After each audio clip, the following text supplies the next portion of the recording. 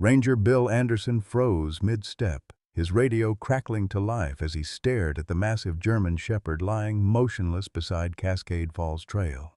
The dog's powerful frame should have been intimidating, but something was desperately wrong.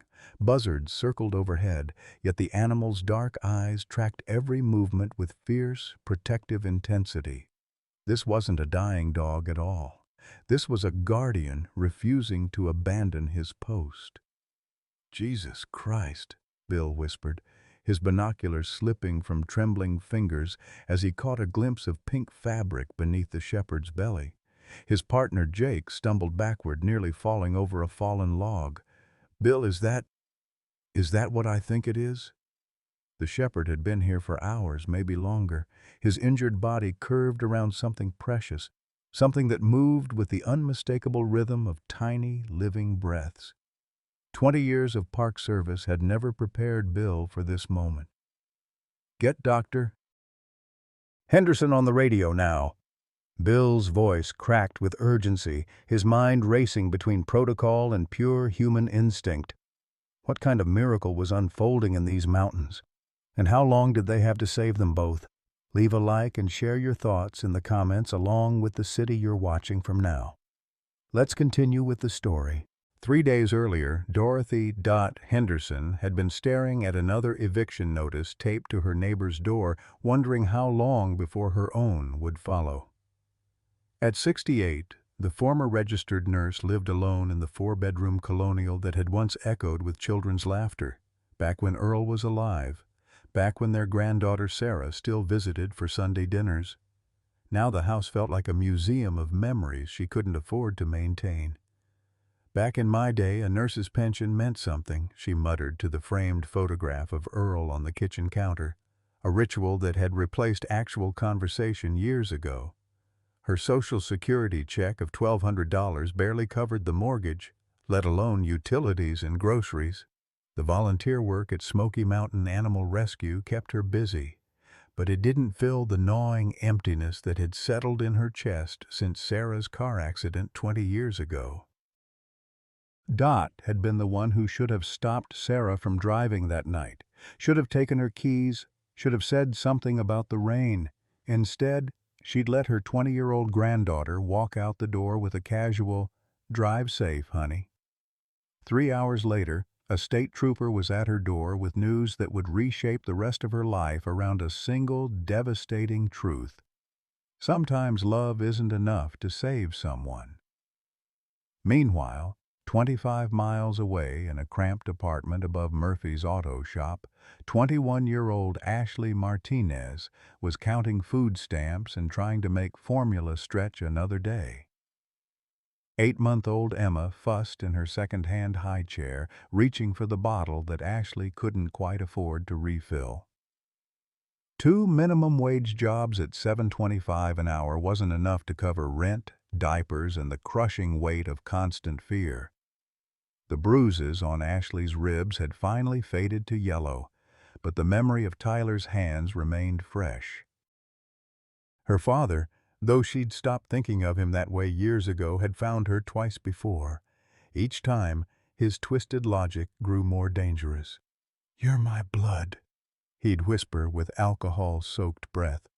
"Both of you belong to me." The fact that Emma was his granddaughter made his obsession even more terrifying. Ashley had been 14 when Tyler first crossed lines that fathers shouldn't cross.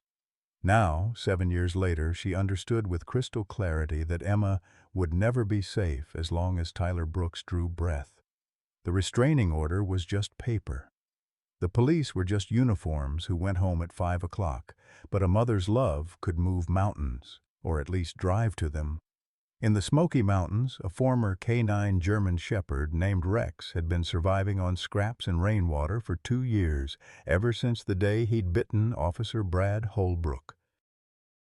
The official report called it behavioral dysfunction. The truth was simpler. Rex had smelled blood on Holbrook's daughter and done what every fiber of his being demanded. Protecting children wasn't dysfunction, it was purpose. Even if that purpose had cost him everything he'd ever known, Rex understood one thing with unwavering certainty. Some things were worth fighting for, no matter the consequences. Friday evening descended over the Smoky Mountains with the kind of crisp September air that promised winter wasn't far behind. Ashley Martinez sat in her rusted Honda Civic in the parking lot of Cascade Falls Trail, Emma sleeping fitfully in the car seat behind her. The eviction notice crumpled in her trembling hands bore tomorrow's date, 24 hours to produce $1,200 she didn't have or lose the only home Emma had ever known.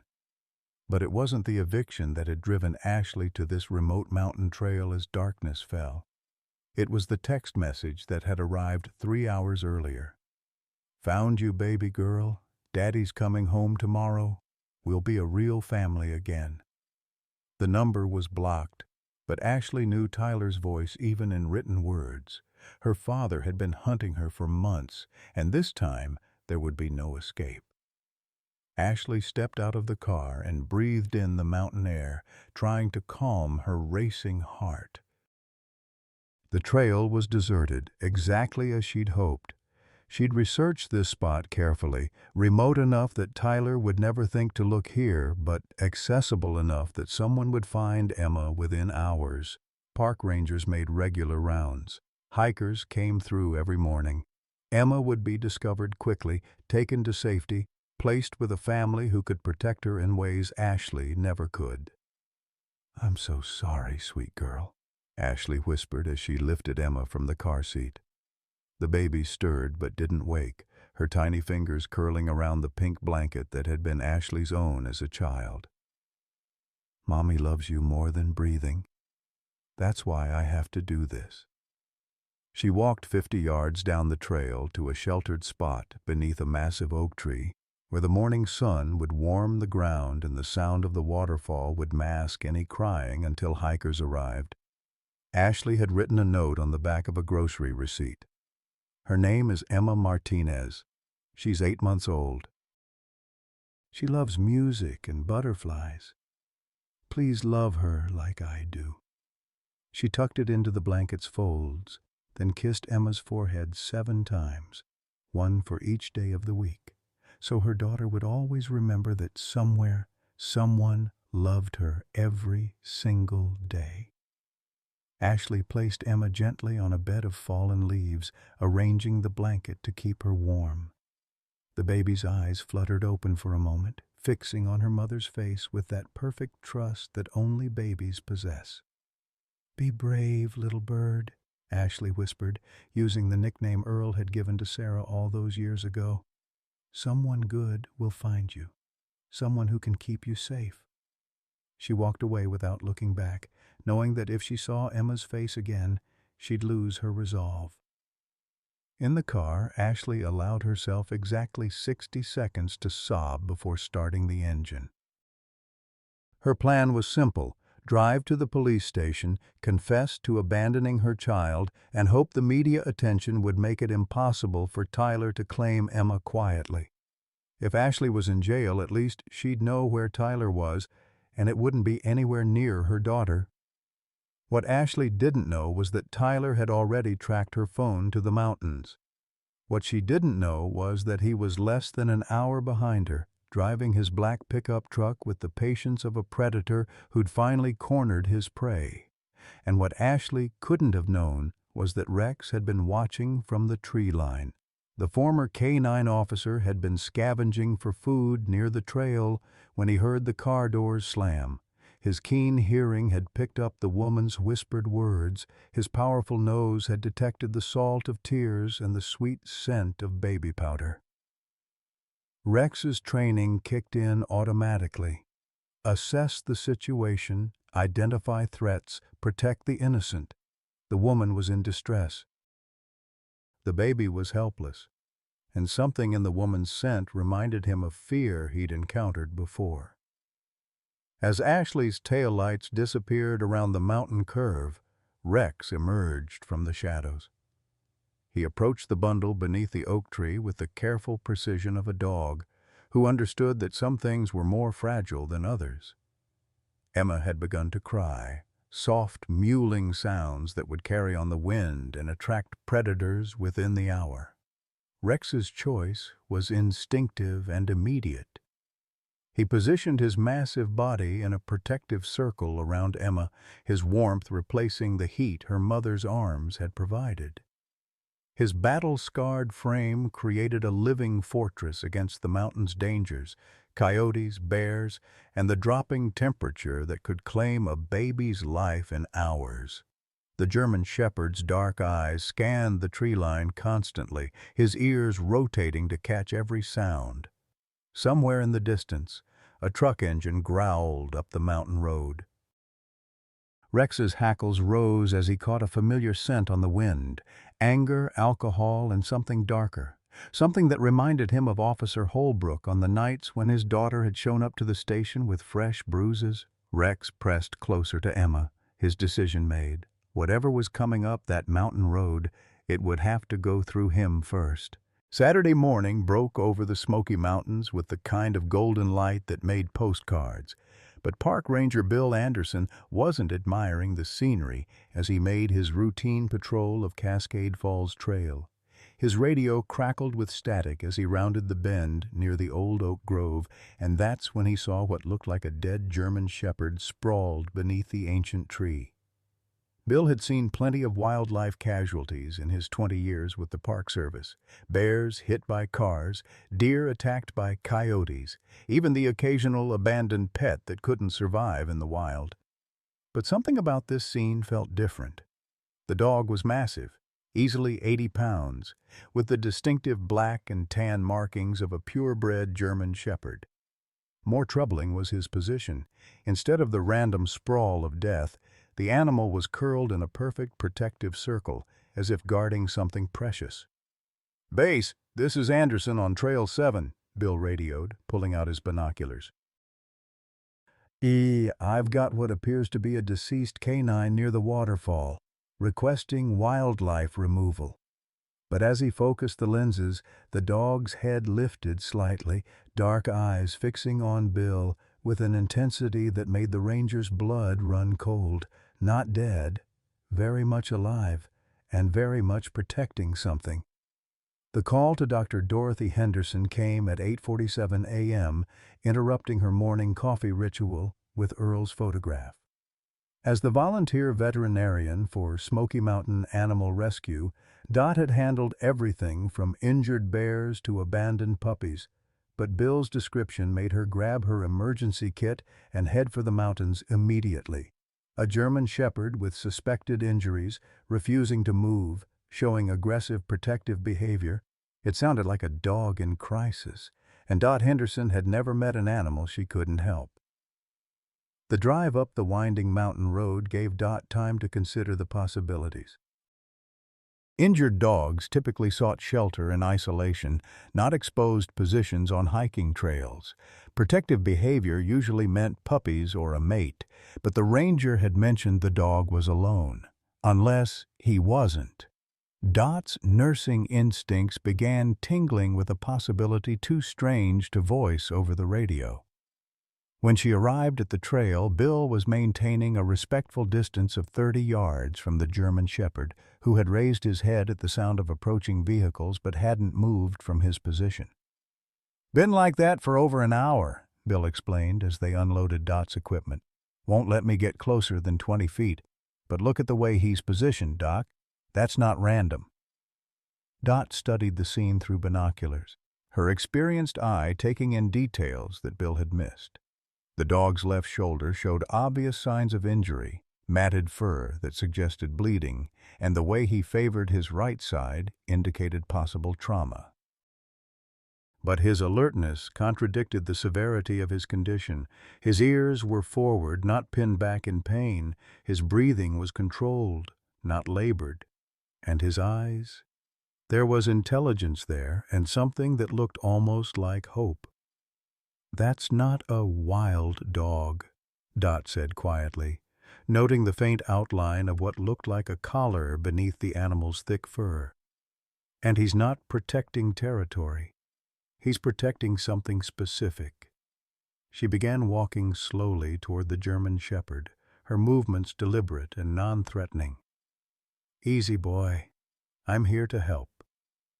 The dog's reaction was immediate and telling. Instead of showing aggression, he made a soft, whining sound that Dot recognized. The vocalization of a dog trying to communicate something urgent. As she drew closer, the reason for his vigil became horrifyingly clear. Beneath the German Shepherd's protective curve, wrapped in a pink blanket that had seen better days, was an infant. Dot's breath caught in her throat as she saw tiny fingers emerge from the blanket, reaching toward the dog's familiar warmth. The baby was alive, moving with the slow, languid motions of someone on the edge of hypothermia, but definitely breathing. The German Shepherd had positioned himself perfectly to provide maximum body heat while maintaining visual contact with the surrounding area, textbook protective behavior that spoke to training and intelligence far beyond what any wild animal possessed. "Bill, call for emergency medical immediately," Dot commanded, her voice steady despite the adrenaline flooding her system. "We have an infant, approximately 8 to 10 months old, possible exposure and dehydration, and get me Dr. Hartford from East Tennessee Children's Hospital." She keyed her own radio to the rescue frequency. "This is Henderson requesting immediate helicopter evacuation to Children's Hospital. We have a critical pediatric situation." The German Shepherd watched these preparations with what could only be described as relief. As Dot knelt just outside his protective circle, he made that soft, whining sound again, then gently nudged the blanket toward her with his massive head.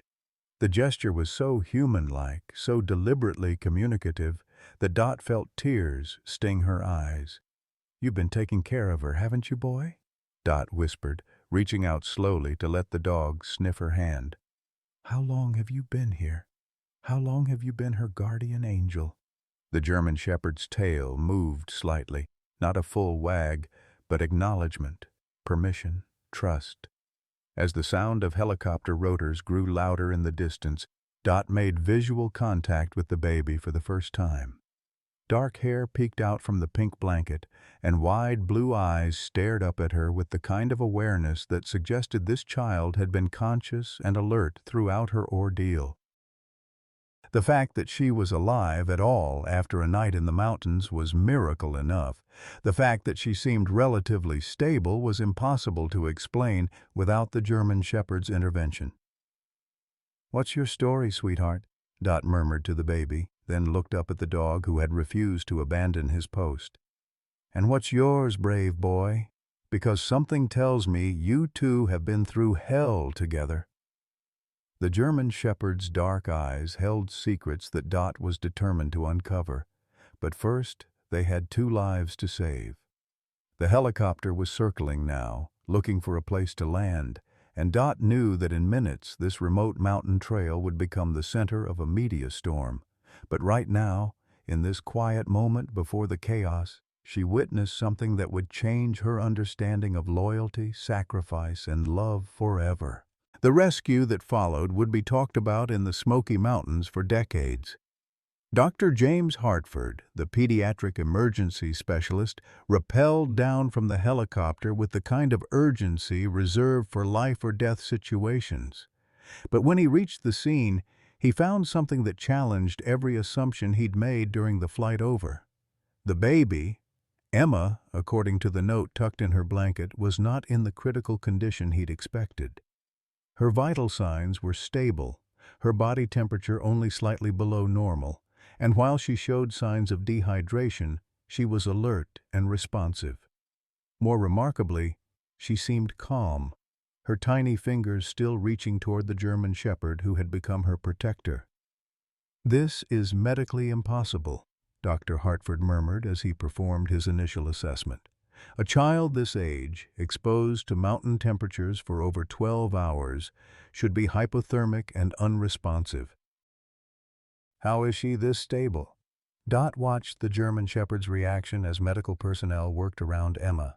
The dog remained perfectly still, allowing the examination but never taking his eyes off the baby.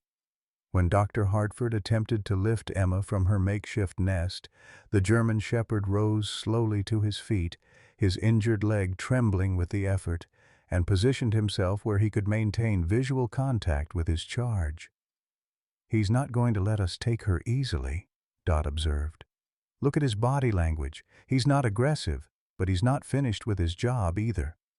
She approached the German Shepherd slowly, noting the way his ears perked forward when she spoke. "You know she needs help, don't you, boy? You know we're here to take care of her?" The German Shepherd's response surprised everyone present. He limped over to where Dr. Hartford knelt with Emma and gently nuzzled the baby's blanket. Then he looked directly at Dot and took a deliberate step backward, a clear signal of permission and trust. Emma immediately began to fuss, her small cries echoing across the mountain clearing. "She's bonded to him," Dr. Hartford said with amazement. "I've never seen anything like this. Her stress response is directly tied to his proximity." As if to prove his point, the German Shepherd moved closer to Emma, making a soft rumbling sound deep in his chest. The baby's crying stopped immediately, replaced by the kind of contented cooing that suggested she felt completely safe. The helicopter evacuation presented a logistical nightmare. Emma needed immediate medical attention, but separating her from the German Shepherd sent her into distress that manifested in dangerous spikes in heart rate and blood pressure. Rex, as Dot had begun calling him after noticing the faded name tag on his collar, was too injured to make the journey, but too essential to Emma's well-being to leave behind.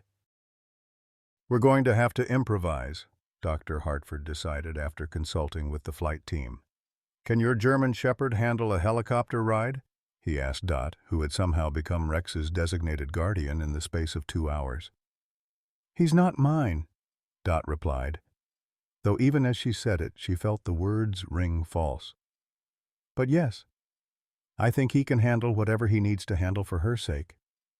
Rex had already proven that his devotion to Emma transcended his own comfort, and Dot suspected that a helicopter ride would be just another challenge he'd endure for his adopted charge.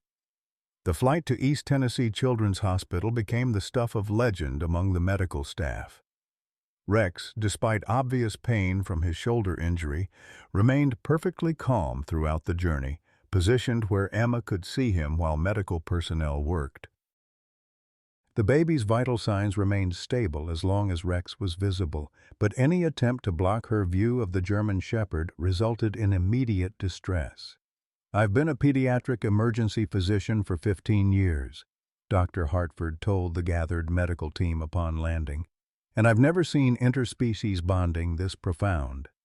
This child's neurological responses are directly tied to this dog's presence. We're going to need to completely rethink our treatment protocols." The media attention began almost immediately. Local news crews arrived at the hospital within hours, drawn by reports of a miracle rescue in the Smoky Mountains. The story had everything journalists loved: an abandoned baby, a heroic dog, and a mystery that begged for answers. But as the coverage intensified, so did the pressure to find Emma's family and uncover the truth behind her abandonment. Sheriff's Department investigators began piecing together the timeline. Security cameras at the base of Cascade Falls Trail had captured Ashley's Honda Civic arriving Friday evening around 7:30 p.m. and leaving again 2 hours later. The license plate led them to Ashley Martinez, who was arrested Saturday evening at a truck stop 60 miles away, her car almost out of gas and her purse containing nothing but food stamps and $17 in cash. Ashley's arrest photo showed a young woman aged beyond her 21 years, with dark circles under her eyes and the hollow look of someone who had been running on fear and adrenaline for too long. She was charged with child endangerment and abandonment, but her response to questioning puzzled investigators.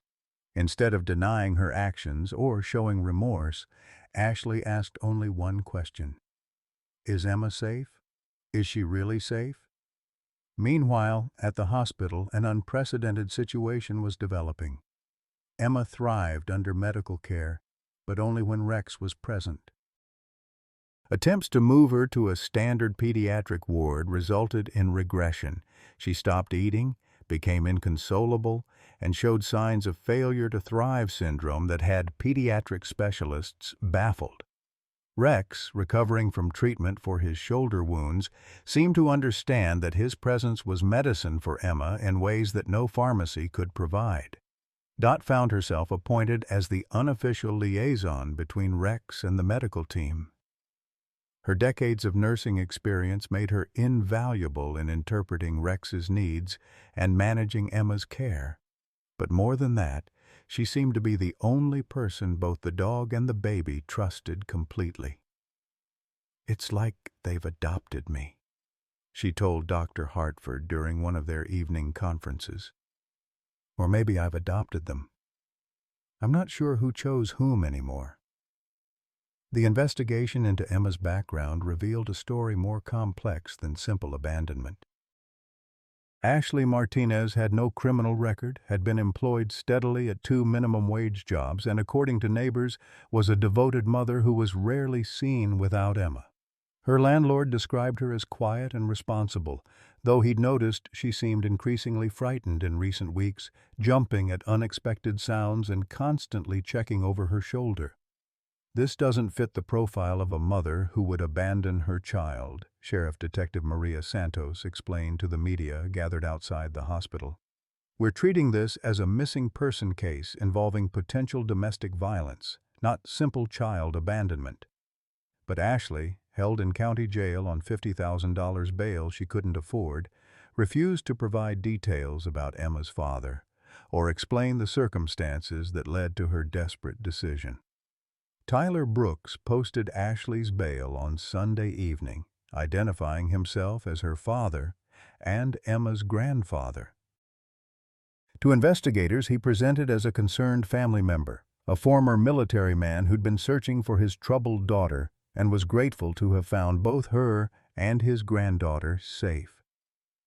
He spoke movingly about wanting to provide stability for his family and expressed willingness to take custody of Emma while Ashley got the help she needed. But Rex's reaction to Tyler's presence at the hospital told a different story entirely. The German Shepherd, who had been calm and cooperative with all medical personnel, became agitated the moment Tyler entered Emma's room. His hackles rose, a low growl rumbled in his chest, and he positioned himself protectively between Tyler and Emma's crib. Emma, picking up on Rex's distress, began crying inconsolably, the first time she'd shown such anxiety since the rescue. "Interesting reaction," Dot observed, watching Rex's behavior carefully. In her years of animal rescue, she'd learned to trust an animal's instincts about people, especially when it came to children. "Rex has been perfectly friendly with everyone else. Doctors, nurses, orderlies, even the media crews. But not with you, Mr. Brooks." Tyler's response was measured but revealing. "The dog doesn't know me yet. Dogs can sense when families are in crisis. I'm sure he'll calm down once Emma is settled at home with people who love her." But his attempt to approach Emma's crib triggered such a violent reaction from Rex that hospital security intervened, suggesting that perhaps family visits should be supervised until the situation stabilized. Dr. Hartford found himself in an impossible position. Medical protocol dictated that Emma should be discharged to family care as soon as she was stable, but her psychological well-being seemed inextricably linked to Rex's presence. More troubling was the growing body of evidence that separation from Rex caused Emma genuine medical distress, elevated cortisol levels, disrupted sleep patterns, and feeding difficulties that bordered on failure to thrive. "We're in uncharted territory," Dr. Hartford admitted to the hospital's ethics committee. "This child has formed a therapeutic bond with an animal that transcends anything in medical literature. Separating them could cause significant psychological trauma, but keeping them together requires us to essentially rewrite hospital policy." Dot spent her evenings researching legal precedents for therapeutic animal placement, diving into case law that might support Rex's continued presence in Emma's life. What she discovered was both encouraging and terrifying. While there were provisions for service animals and emotional support animals, there was virtually no legal framework for a situation where an infant's well-being depended on a specific animal's presence. The German Shepherd's background began to emerge through veterinary records and police databases. Rex had indeed been a canine officer with the Tennessee State Police, assigned to Unit 47 under Officer Brad Holbrook. His service record was exemplary until 2 years ago, when he was dishonorably discharged for unprovoked aggression against a fellow officer. The details of the incident were sealed, but Dot's inquiries revealed rumors of corruption within Unit 47 that had eventually led to a federal investigation. "There's more to Rex's story," Dot told Dr. Hartford as they watched the German Shepherd maintain his vigil beside Emma's crib.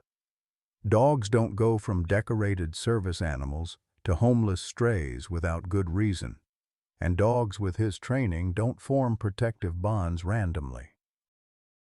He chose Emma for a reason, and I'm beginning to think we need to understand that reason before we make any decisions about their future." As Emma's first week in the hospital drew to a close, the unlikely family had captured national attention.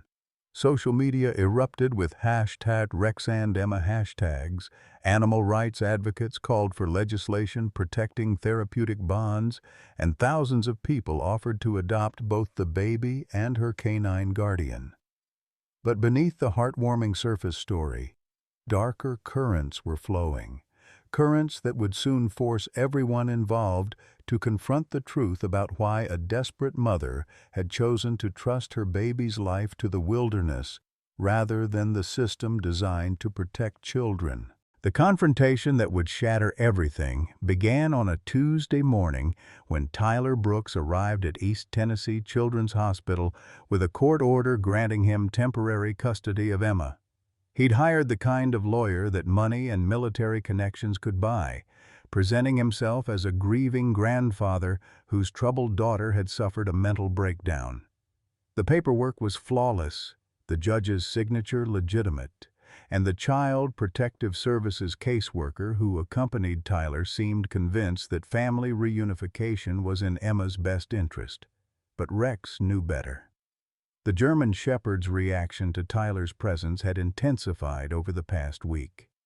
What began as wariness had evolved into something approaching controlled fury. Every time Tyler entered Emma's room, Rex positioned himself like a living barrier, his massive frame creating an impenetrable wall between the man and the baby. The hospital staff had initially attributed this behavior to territorial instincts, but Dot recognized something far more specific in Rex's response, the reaction of a protector who had encountered this particular threat before. "Mr. Brooks," Dr. Hartford said carefully as Tyler examined the court documents, "I have to advise you that Emma has formed an unusual but medically significant bond with Rex. Separating them could cause severe psychological trauma that might affect her development permanently." The pediatrician's words were measured, professional, but his eyes kept drifting to Rex, whose low growl had become a constant soundtrack whenever Tyler was present. Tyler's response revealed the calculating intelligence behind his concerned grandfather facade. "Doctor, I appreciate your dedication to my granddaughter's well-being, but Emma needs to be with family, not with a dangerous animal that could turn on her at any moment. This dog was discharged from police service for aggressive behavior. Surely you can't recommend keeping a violent animal around an infant." The accusation hung in the air like poison, and Dot felt her protective instincts surge. Rex has shown nothing but gentle behavior toward Emma. He's been her guardian for over a week, and his devotion to her well-being is extraordinary. If anyone's presence is causing distress in this room, it's not the dog's. Tyler's mask slipped slightly, revealing a flash of cold anger that made Rex's hackles rise even higher. "Mrs. Henderson, While I appreciate your volunteer work with animals, you're not qualified to make decisions about my family. Ashley is clearly unfit to care for Emma. She abandoned her own child in the wilderness. As Emma's grandfather and closest blood relative, I have both the legal right and the moral obligation to provide her with a stable home. The caseworker, a young woman named Jennifer Walsh, who seemed overwhelmed by the unusual circumstances, attempted to mediate. Perhaps we could arrange a gradual transition. Mr. Brooks could spend supervised time with Emma here at the hospital while she adjusts to... Her words were cut off as Rex suddenly lunged forward, not toward Tyler, but toward Emma's crib. For a terrifying moment, everyone in the room thought the German Shepherd had finally snapped under the stress. But Rex wasn't attacking. He was protecting. His keen senses had detected something the humans had missed. Emma had stopped breathing. Dr. Hartford rushed to the crib as Rex's urgent whining filled the room. Emma's lips were turning blue, her tiny body convulsing in what appeared to be a severe allergic reaction. "Code Blue! Pediatric ICU, Doctor!" Hartford shouted as nurses flooded the room. "I need epinephrine, stat!" In the chaos that followed, Rex refused to leave Emma's side, his massive head pressed against the crib rails as medical personnel worked to save her life. Tyler backed away from the scene, his face pale but his expression strangely calculating rather than panicked. Dot noticed his reaction and felt a chill that had nothing to do with the hospital's air conditioning. "What did she eat this morning?" Dr. Hartford demanded as he administered medication. What changed in her routine? The nurses quickly reviewed Emma's chart, but nothing seemed different. Same formula, same feeding schedule, same medication she'd been receiving for days. "Wait," Jennifer Walsh said slowly, pulling something from her briefcase. "Mr. Brooks brought these for Emma, organic baby cookies. He said Ashley used to give them to her." She held up a small package of infant snacks that Tyler had presented as a gesture of grandfatherly love. Dr. Hartford grabbed the package and scanned the ingredients list. "Peanut flour. This contains peanut flour, and we have no record of Emma being tested for nut allergies. Who authorized giving these to her?" All eyes turned to Tyler, whose careful facade was beginning to crack. "The girl at the nurse's station said it would be fine. I just wanted to give my granddaughter something special, something that would remind her of her mother." But his explanation rang hollow, especially when confronted with Rex's increasingly agitated behavior. Dot's nursing instincts kicked into overdrive as she processed the scene. "Dr. Hartford, I need to ask Mr. Brooks a question." She turned to Tyler with the kind of steady gaze that had intimidated medical residents for decades. "How did you know Emma likes those particular cookies?" "Ashley never mentioned them, and there's no record of Emma having eaten solid foods like that before." Tyler's hesitation lasted only a second, but it was enough for everyone in the room to notice. "Ashley mentioned them during one of our conversations. She said Emma enjoyed them as a special treat." But Dot had spent too many years caring for children not to recognize the signs of deliberate harm. "Mr. Brooks, when exactly did you have this conversation with Ashley? Because according to jail records, you haven't visited her since posting bail, and all phone calls are monitored and recorded." The room fell silent, except for the sound of medical equipment and Rex's low, continuous growling. Emma's condition was stabilizing under Dr. Hartford's care, but the atmosphere had shifted from medical emergency to something far more sinister. Jennifer Walsh, finally beginning to understand the implications, reached for her phone. "I'm calling the sheriff's department. This needs to be investigated immediately." But Tyler was already moving toward the door, his concerned grandfather act completely abandoned. "You people are paranoid," he said, but his voice carried an edge of desperation. "Emma is my blood, my family. I would never hurt her. That dog has you all fooled. He's dangerous, unstable. Can't you see that he's the threat here?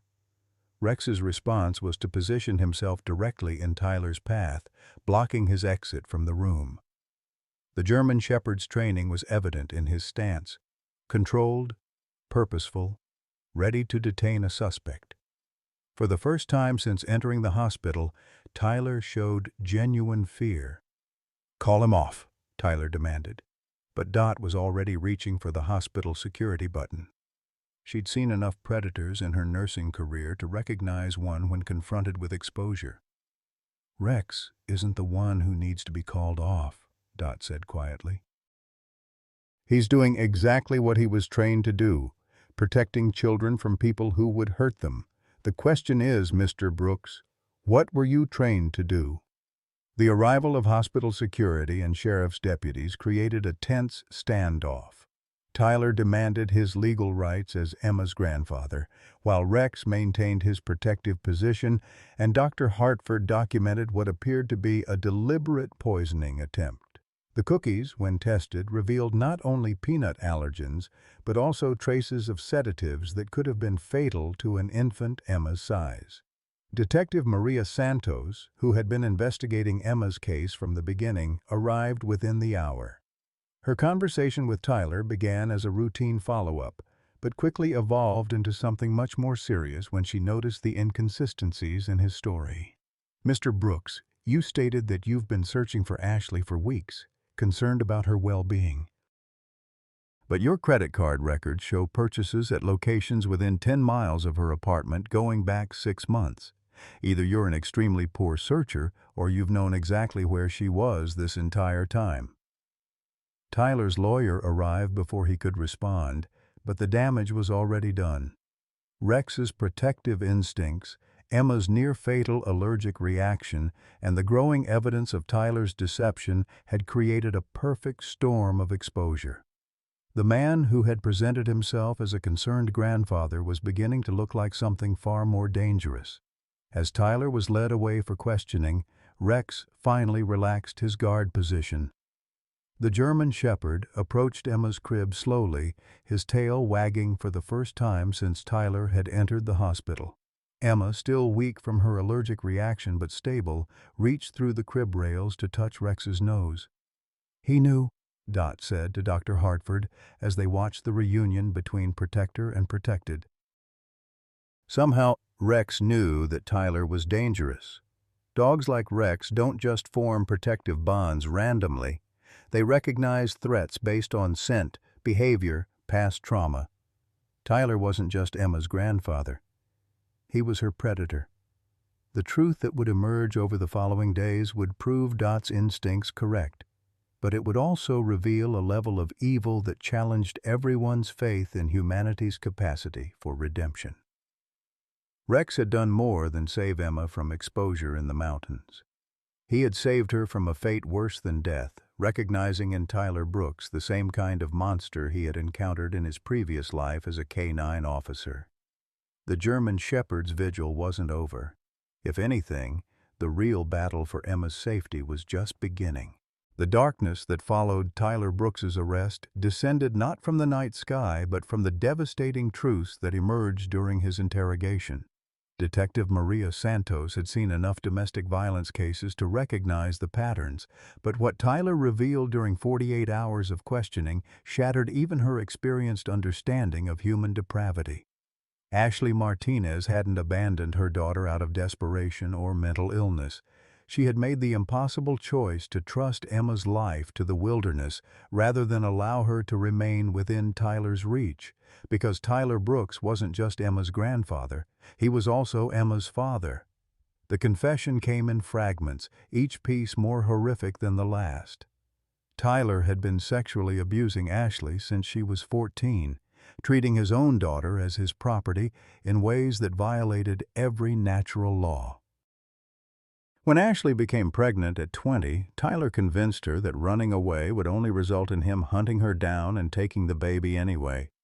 Better to stay, he argued, where he could protect both his daughter and his granddaughter, who was also his daughter. Ashley's escape 8 months earlier had triggered Tyler's obsessive pursuit. He hired private investigators, monitored social media, and even placed tracking devices on her car. The restraining order she'd obtained was meaningless to a man who viewed Ashley and Emma as possessions rather than people. When Ashley realized Tyler had found her again, she made a choice that defied every maternal instinct. She chose to give Emma a chance at freedom, even if it meant possibly giving her a chance at death. The revelation destroyed every assumption the medical team had made about the case, Doctor. Hartford, who had initially viewed Ashley as an unfit mother, now understood that her decision to abandon Emma in the mountains was perhaps the most loving act any mother could perform under such impossible circumstances. She had gambled her daughter's life on the hope that strangers would show more mercy than family. But the emotional devastation was only beginning. Rex's medical bills had exhausted Dot's limited savings, and the hospital was pressuring her to make decisions about Emma's long-term care that she couldn't afford to support. At 68, living on Social Security, Dot faced the impossible reality that love wasn't enough to overcome financial limitations. The state was preparing to place Emma in foster care, and there was no guarantee that her new family would understand or accommodate her bond with Rex. "Mrs. Henderson," Jennifer Walsh explained during a somber meeting in the hospital conference room, "while we appreciate everything you've done for Emma, the reality is that you don't meet the financial requirements for adoption. Foster families need to demonstrate ability to provide for a child's needs, including medical care, education, and housing. Your current income simply doesn't qualify." The words hit Dot like physical blows. She looked through the conference room window at Rex, who was lying beside Emma's crib with the patient devotion that had never wavered since their first meeting in the mountains. The German Shepherd had lost weight during his vigil, refusing to eat when Emma was distressed and sleeping only when she slept. Separating them now would be cruel beyond measure. "What about Rex?" Dot asked quietly. "Emma's medical team has documented that her well-being depends on his presence." "Surely that creates some kind of legal exception?" Jennifer's expression was sympathetic but firm. "Mrs. Henderson, no foster family is going to accept a large, untrained dog with a history of aggressive behavior. Rex will likely be surrendered to animal control, and given his age and background." She didn't need to finish the sentence. Everyone in the room understood that Rex's story would end with a needle and a merciful sleep. The financial pressure intensified when the hospital billing department delivered Emma's care summary. Her treatment, specialized formula, and extended stay had generated over $40,000 in charges. While emergency Medicaid would cover most costs, the ongoing expenses of caring for a child with Emma's psychological needs would require resources that neither Dot nor the state foster system possessed. Rex seemed to sense the approaching separation. His behavior became increasingly desperate. He refused to leave Emma's side even for bathroom breaks, and he began showing signs of severe anxiety whenever Dot left the room. The German Shepherd's declining condition worried Dr. Hartford, who recognized that Rex was essentially willing himself to death rather than face abandonment again. Ashley's situation provided no hope for reunion. Despite Tyler's arrest, she faced serious charges for child abandonment that carried potential prison time. Her court-appointed attorney advised pleading guilty to a lesser charge, which would result in supervised probation, but would also create a permanent criminal record that would make regaining custody of Emma nearly impossible. The system that had failed to protect Ashley from her father's abuse was now punishing her for the desperate measures she'd taken to protect her daughter. The media attention that had initially supported Rex and Emma's story began to turn negative as details of Ashley's case emerged. Comment sections filled with judgmental observations about welfare mothers and dangerous dogs, while the complexity of the situation was reduced to sound bites that served no one's interests. Donations that had poured in during the rescue's aftermath slowed to a trickle as public sympathy shifted to other causes. Dot found herself sitting beside Rex in Emma's room at 3 in the morning, watching the baby sleep peacefully with her tiny hand resting against the German Shepherd's fur. The peace of the moment was heartbreaking in its fragility. In less than 72 hours, the state would remove Emma to foster care, Rex would be surrendered to animal control, and this extraordinary family would be destroyed by systems designed to protect the very people they were failing. "I don't know how to save you," Dot whispered to Rex, whose dark eyes reflected an understanding that transcended species. "I don't know how to save any of us." The German Shepherd's response was to move closer to Emma's crib, his message clear. He would stay until the very last moment, protecting his charge until the final separation. Even if that separation meant death, Rex had found his purpose, and he would not abandon it voluntarily.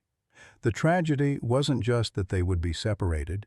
The tragedy was that everyone involved, doctors, social workers, even judges, recognized that breaking this bond was wrong, but no one had the power or resources to prevent it.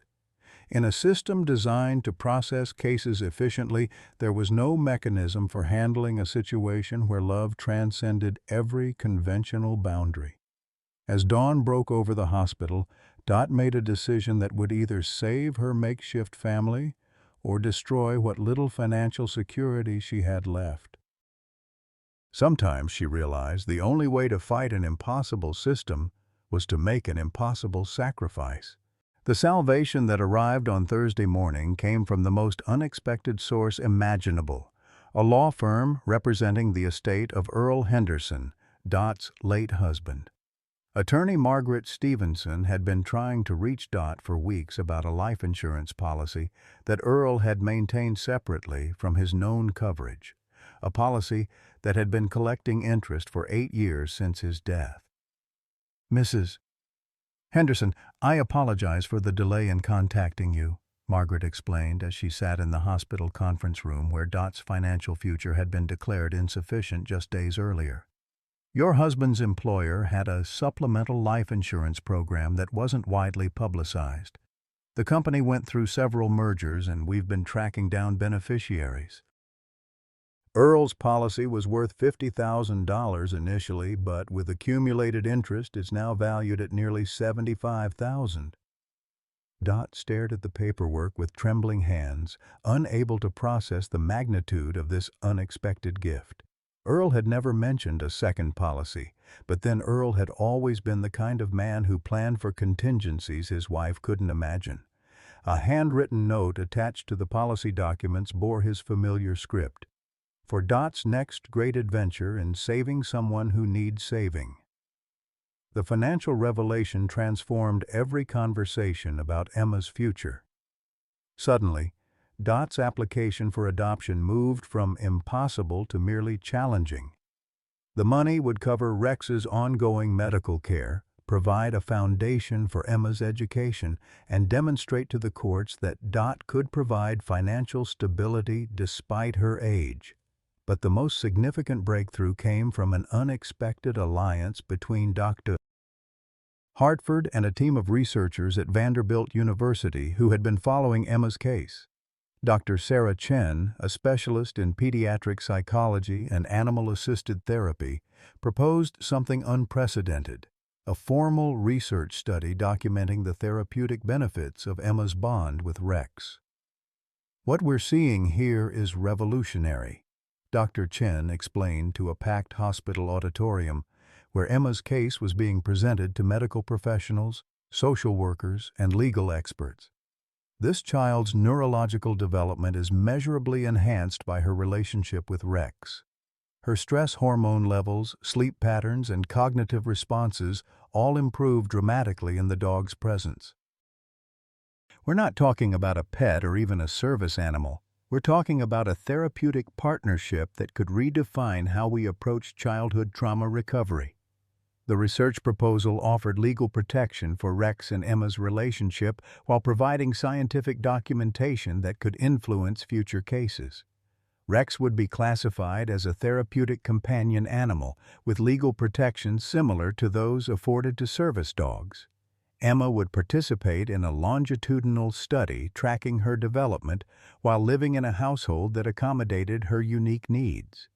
Ashley's situation began to improve simultaneously when her case attracted the attention of domestic violence advocates who understood the impossible position Tyler's abuse had created. Attorney Linda Morrison, who specialized in representing abuse survivors, took Ashley's case pro bono and immediately began challenging the charges against her. Ashley Martinez is not a criminal, Linda declared at a press conference outside the courthouse.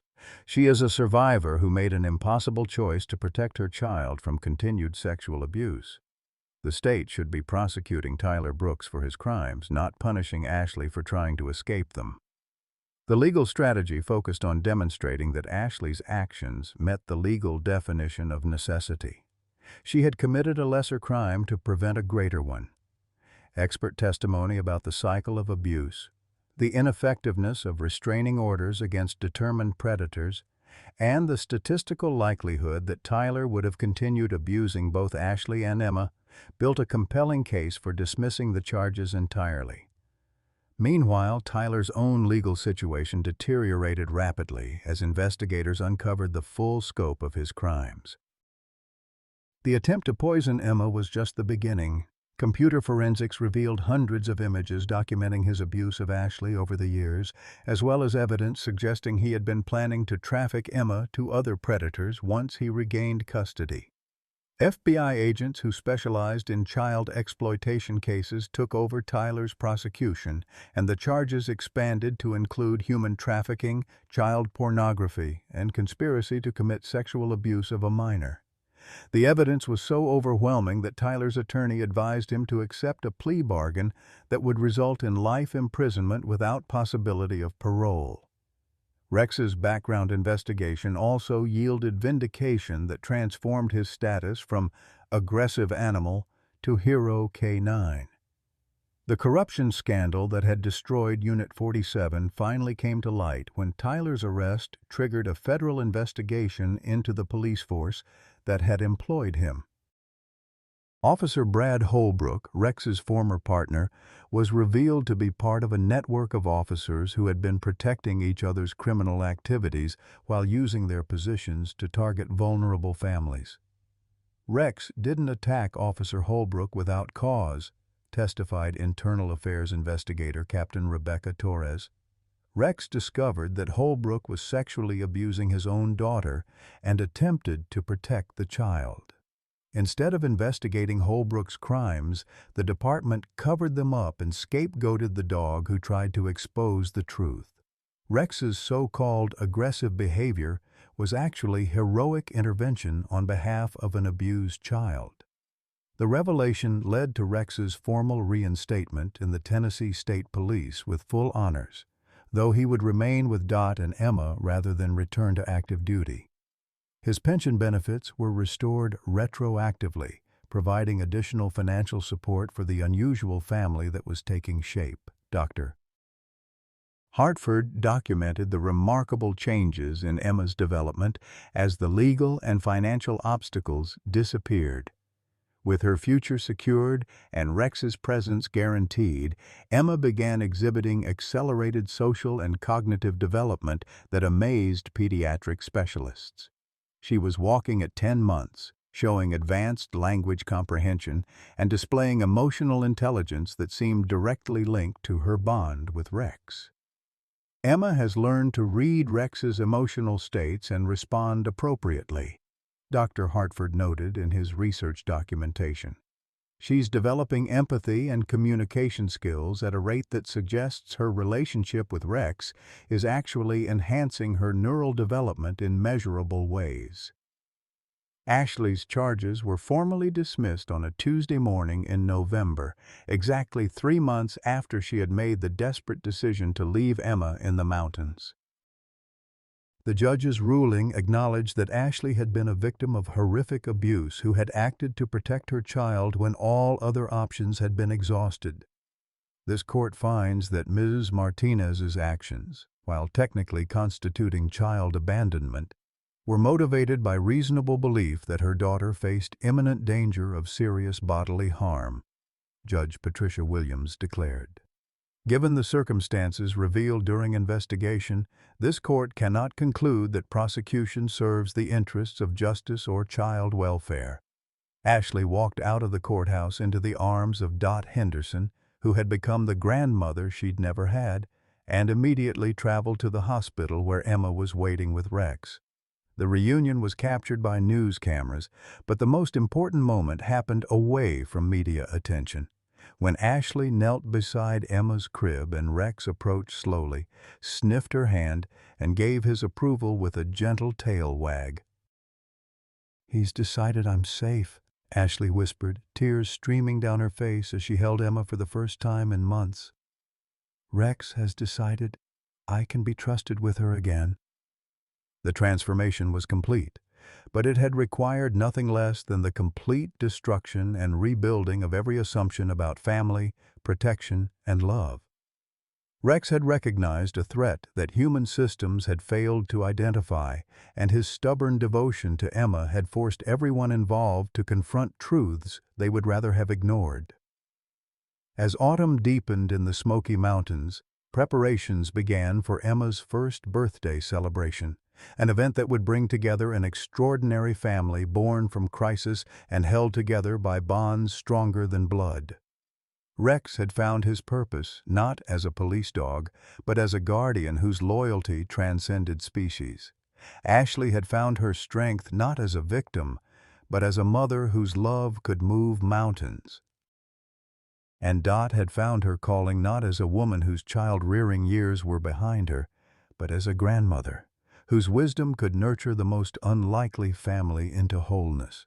The impossible had become inevitable, and love had conquered every system designed to keep them apart. 1 year later, on a crisp October morning that mirrored the day of Emma's rescue, Dot Henderson stood in the kitchen of her renovated home, watching through the window as Ashley chased 18-month-old Emma across the backyard while Rex supervised from his favorite spot beneath the old maple tree.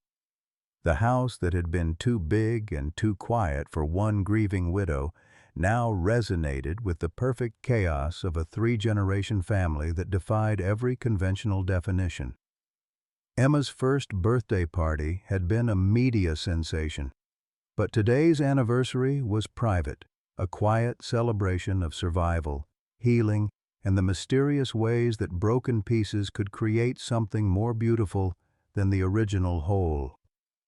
Ashley, now 22 and in her final semester of nursing school, had grown into the confident young woman that Dot had always seen beneath the frightened girl who'd walked into their lives carrying unimaginable trauma. "Granny Dot, watch me," Emma called out, using the name that had become as natural as breathing. At 18 months, Emma was a whirlwind of energy and intelligence that amazed everyone who met her. She walked with confidence that bordered on fearlessness, spoke in complete sentences that included both English and what Ashley laughingly called Rex speak, the series of clicks, whistles, and gentle barks that Emma used to communicate with her 4-legged guardian. Rex himself had transformed from the injured defensive animal Dot had first encountered into a confident, purposeful dog whose reputation had spread far beyond the Smoky Mountains. His work as a certified therapy animal brought him to hospitals, schools, and counseling centers throughout Tennessee, where his intuitive ability to identify children in distress had become legendary among social workers and therapists. "He saved my daughter twice," Ashley often told people who asked about Rex's special status in their family. "Once in the mountains, and once by showing everyone that she was worth saving." The German Shepherd's presence had given Emma not just protection but identity. She was the little girl whose bond with a heroic dog had captured the nation's heart and changed laws about therapeutic animal rights. Dr. Hartford's research study had yielded results that were reshaping pediatric psychology. Emma's case proved that interspecies bonding could accelerate cognitive development, enhance emotional regulation, and provide therapeutic benefits that traditional interventions couldn't match. The Henderson-Martinez Rex model was being studied by universities worldwide, and their home had become an informal training center for families dealing with childhood trauma. The financial transformation had been equally dramatic. Earl's insurance money had provided the foundation, but the speaking engagements, book rights, and consulting fees from sharing their story had created a stability that Dot had never imagined possible. More importantly, the Henderson Foundation, established with Ashley as co-director, now provided financial assistance to families seeking to maintain therapeutic animal relationships for children with special needs. Dot's morning routine had evolved to accommodate her expanded family. She still talked to Earl's photograph over coffee, but now she updated him on Emma's latest achievements, Ashley's academic success, and Rex's continued heroics. "You were right about that insurance policy," she whispered to the familiar image that morning. "You knew I'd need it for my next great adventure, though I doubt even you could have imagined this particular adventure."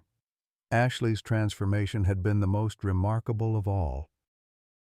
The terrified young woman who had been willing to risk her daughter's life to escape abuse had become a confident nursing student who specialized in pediatric trauma care.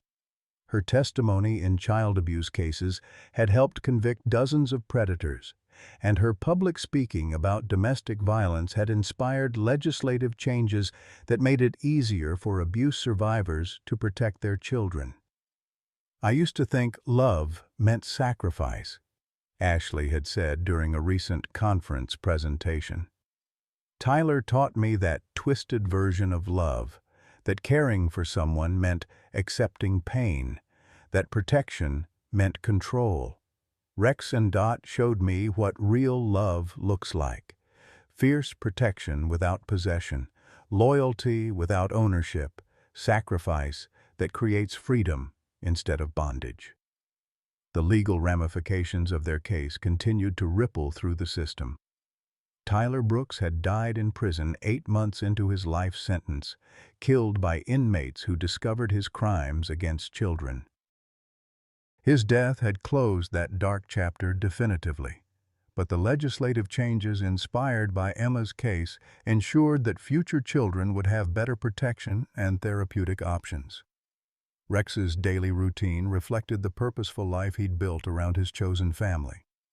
Morning walks with Emma in the stroller, where he maintained a protective perimeter while allowing her to greet other dogs and people with confident curiosity. Afternoon therapy sessions at the Children's Hospital, where his ability to calm traumatized young patients had become essential to several treatment programs. Evening vigils beside Emma's crib, maintaining the protective watch that had never wavered since that first night in the mountains.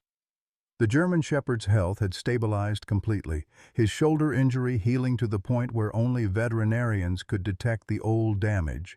His blue eyes, once wary and defensive, now held the contentment of an animal who had found his perfect purpose. Rex had never been broken. He had simply been waiting for the right family to serve. Emma's development continued to amaze child development specialists.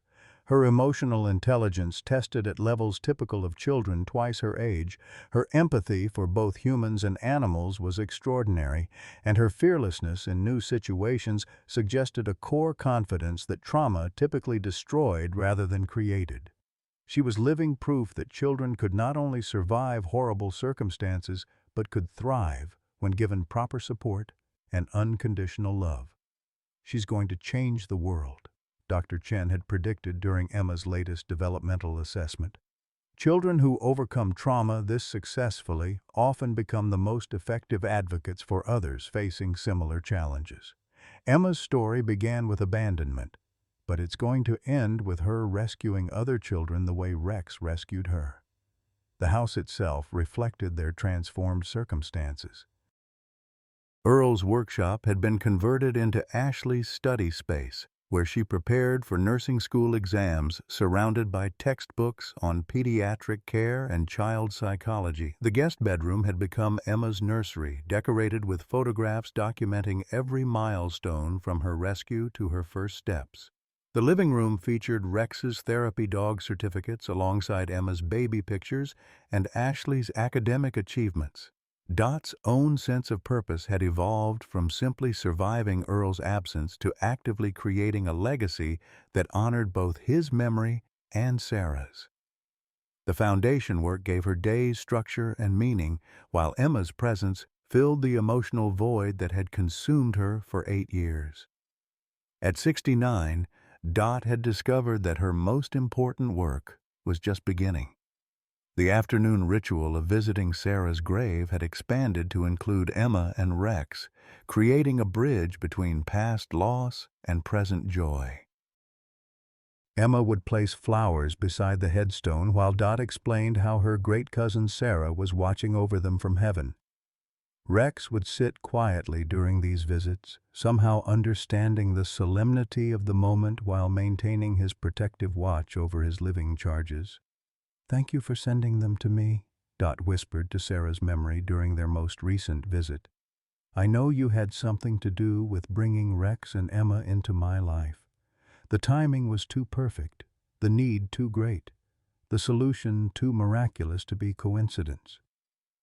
As evening approached on this anniversary day, the family gathered for their traditional sunset dinner on the back porch. Ashley discussed her upcoming internship at East Tennessee Children's Hospital, where she would work directly with Dr. Hartford on cases involving animal-assisted therapy. Emma babbled contentedly in her high chair, occasionally offering bits of her dinner to Rex, who accepted each offering with patient dignity. The conversation turned to future plans: Ashley's graduation, Emma's second birthday party, Rex's expansion into school-based therapy programs, and Dot's speaking engagement at the National Conference on Child Welfare. Each topic reflected how far they had traveled from that desperate night when a terrified mother had made an impossible choice in the darkness. "Sometimes I wonder what would have happened if Rex hadn't been there," Ashley mused as they watched the sun set over the mountains where their story had begun. "He was there because he was supposed to be there," Dot replied with the certainty that had sustained her through her darkest moments. "Some things are meant to be, honey. Some families are designed by heaven, not biology." Rex wagged his tail in agreement, his dark eyes reflecting the last light of day as he continued his eternal vigil over the family that had become his whole world. Their story had taught them all that sometimes the greatest love stories aren't between people. They're between hearts that recognize each other across every boundary and refuse to let go. This incredible true story of Rex, Emma, and Dot reminds us that our most meaningful chapters can begin when we think our story is ending. At 68, Dot thought her days of nurturing and protecting were behind her, her house too quiet, her purpose unclear, her savings dwindling. But sometimes life presents us with unexpected opportunities to matter again, to be someone's hero when we least expect it. Rex had lost his career and his home, yet found his greatest purpose protecting an innocent child. Ashley faced impossible choices, but discovered that a mother's love can move mountains. And Emma, abandoned in darkness, found a family bound not by blood, but by fierce devotion. Their story proves that the families we choose can heal us more deeply than the ones we're born into, and that our capacity to love and protect doesn't diminish with age, it deepens with wisdom. In a world that often dismisses the contributions of older Americans, Dot's journey shows us that our experience, our homes, and our hearts can become sanctuaries for those who need saving. Sometimes our greatest adventure begins not when we're young and fearless, but when we're wise enough to recognize that love knows no boundaries. Questions for reflection. Have you ever felt like your most important years were behind you, only to discover a new purpose? What abandoned person or situation in your community might be waiting for someone with your wisdom and experience to step forward? Please share your thoughts in the comments below. Your story might inspire someone else to open their heart to an unexpected family.